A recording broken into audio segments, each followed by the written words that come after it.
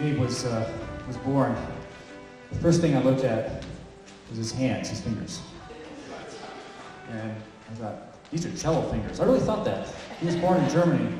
I thought, these are cello fingers, but he also can arrange music. And so we're proud of Gabriel. He's a great kid. Thank you.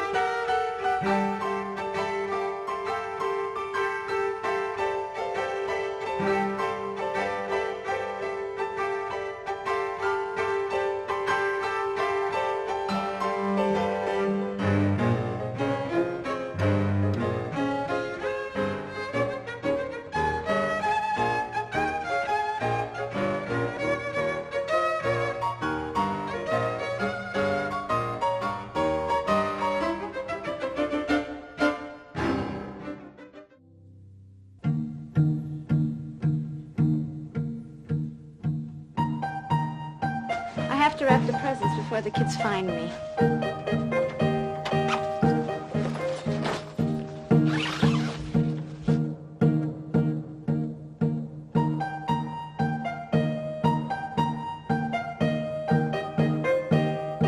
Two, 4, 6, 7 pieces. I don't go anywhere till I count it. This is swallow tablets. Stephanie's really good at swallowing, so that would probably be the best for her.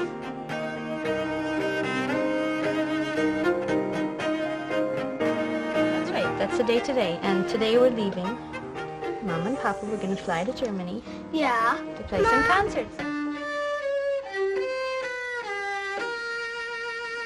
Well, when I was 8 years old, I recall seeing a big full-size cello in my parents' closet, and so I instantly, asked, well, what is this, and what do you do with it, and I said, no, it's a cello, but you're too small. You can't play the cello yet. You have to play the piano. And so she gave me 2 years of piano lessons, which was a disaster. After 2 years, I got my first cello lessons.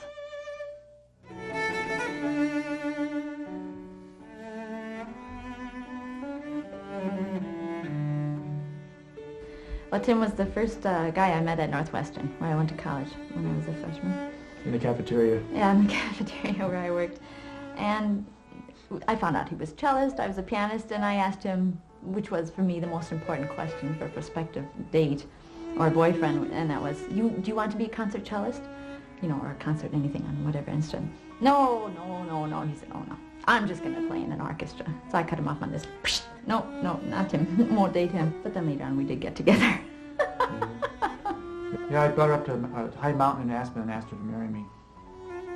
Yeah, that's true. He made me climb 13,000 feet before he would ask me. And then he wouldn't let me give him an answer, but I did anyway. No, think it over. You don't have to tell me till tomorrow. I said, Tim, I've been thinking it over for months. I have the answer. No, I don't want to hear it, But Tim, I know what I want to say. No, tell me tomorrow. Finally I said, Tim, yes!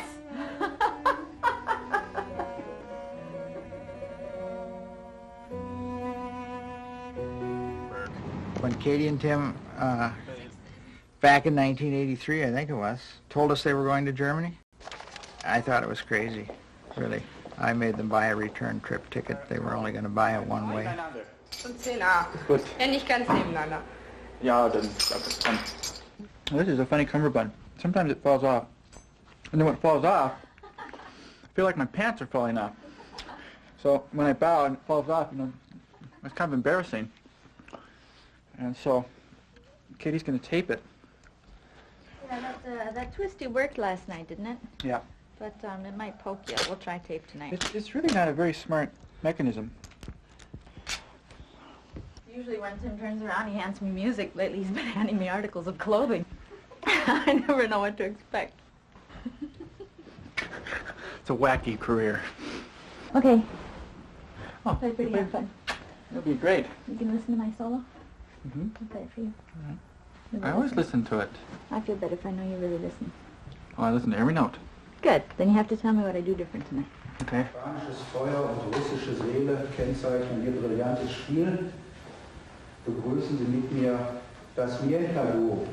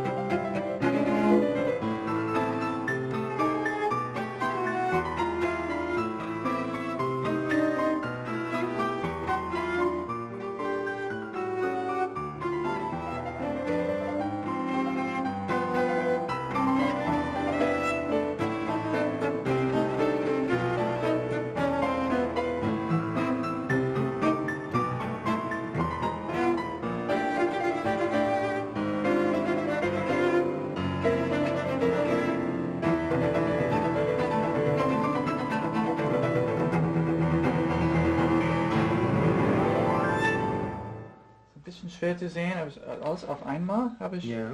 ich habe mein Cello genommen und das gesehen und ich habe keine Ahnung, wie das passiert ist. Kannst du das reparieren? Ja, selbstverständlich. Also, There are a lot of expenses that are involved in concertizing, in touring on the road. We calculated once that about 40 to 50% of our concert fees go to expenses.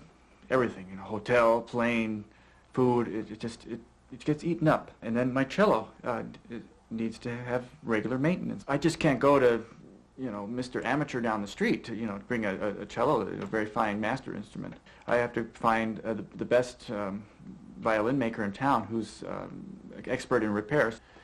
Well, you've heard of the starving artist, you know, and the artists have trouble making ends meet, you know, and it's no different with us. You know, but we get through it. We figure out a way, you know, because we want to play, and I still haven't quit yet. And you know, we just take each day as it comes, and each month as it comes in. It's a tremendous risk, and the risk is like a time bomb. It's not now. You can always make a living with something while you're under 50, but what do you do when you're going to be 65?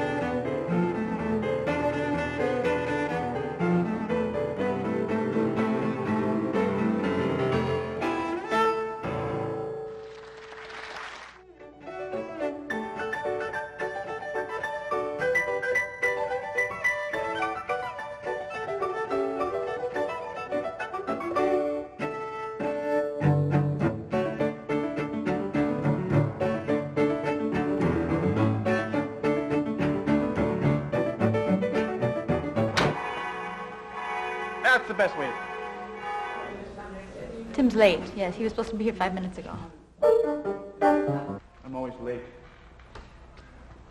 But I'm early at the same time. You see, here I am ready, but she's not ready yet. Hi. Now she... You said wait. What? You said wait. I said, are you ready? And you said, no, I'm not. I did not. I said, yes, I'm ready. Takes a lot of energy to play a concert and to practice beforehand, which is why we eat like pigs before, during, and after. Champagne.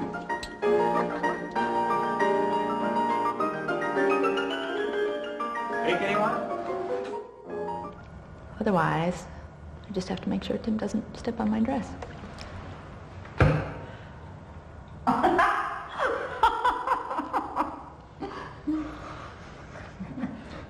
I'll pick it up like most ladies do when they're walking. You know, I'm looking at the audience and smiling and walking, and sometimes the dress just gets under my feet. You're going to hear rip, and there I'll be standing in my underwear. Mom and Papa are still in Germany. I don't have nearly as strong emotions about about the children, but I feel sometimes though that I'm neglecting them when I leave them. Like it's kind of a selfish thing to do, to take my wife and get on a plane and go have a ball playing concerts. If there is ever a thought that comes across my mind that I can't do anything, I can't do this anymore, I can't perform anymore, it's because of my family, it's because of what my children go through, because I play the cello, because I perform on the cello. Gabriel went through a phase, he's older, but he went through a phase too, where he was very jealous of Katie when she practiced the piano. He'd bang at the door and he'd scream and yell. Rosemary, how are you doing? Are you crawling around all over the house? Oh, good. Okay, well, goodbye. I'll bring you a present. When I come home, we'll go to the Mega Mall.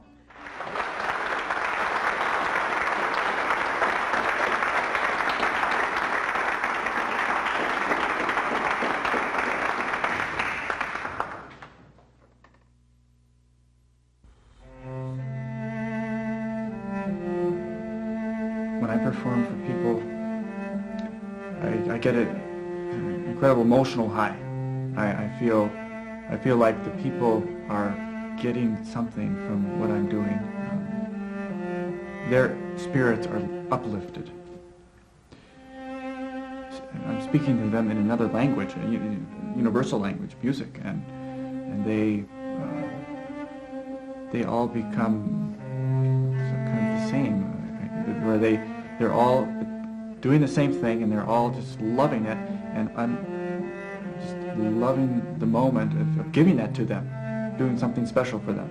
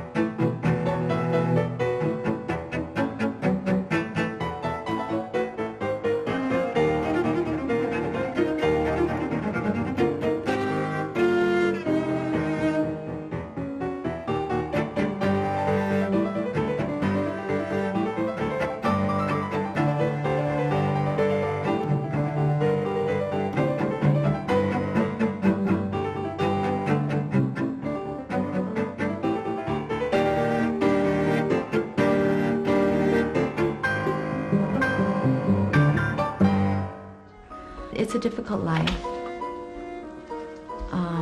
mainly from the financial point of view. And if you can't handle not exactly knowing where the money for rent is going to come next month, then you shouldn't go into it. But if you can handle that, if you don't mind not having a big house and all the equipment that goes with it, then I think they should go into it. Rosemary.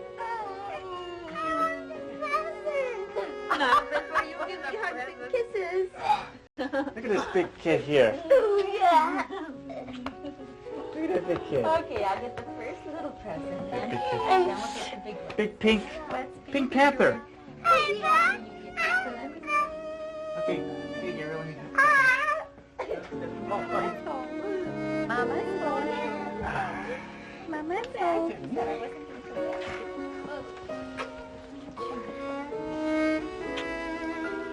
It's still hard, I admit it's still hard to realize it's hard to scrape by, hard to feed the kids, hard to pay the rent. But in the end, when you get up on stage, I realize every time I think, 9 times out of 10 during performance, I think, this is what I want to do. I don't want to do anything else. I want to play the cello with my wife, and I want to create music that people love. Nothing else can do that for me.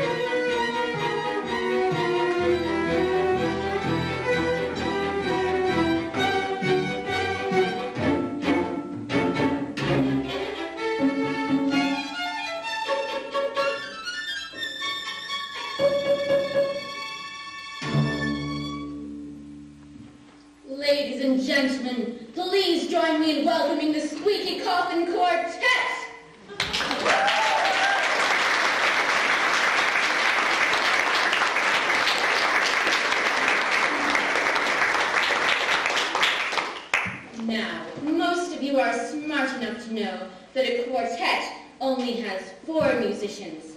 And notice up here, we clearly have 8. But you see, in classical music groups, you never count the undead.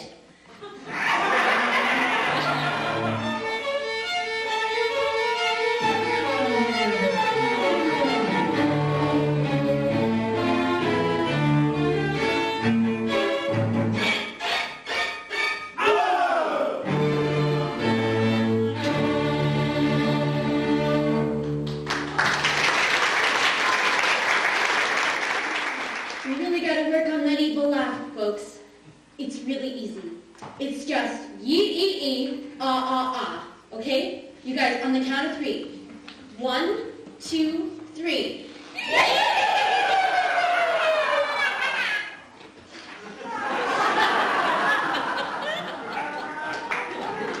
Only a 6? Come on, folks. It's just your basic vowel progression. Come on, give me a nice vowel movement. I said vowel movement. Sheesh, guys, grow up. One more time. On the count of 3. 1, 2, 3.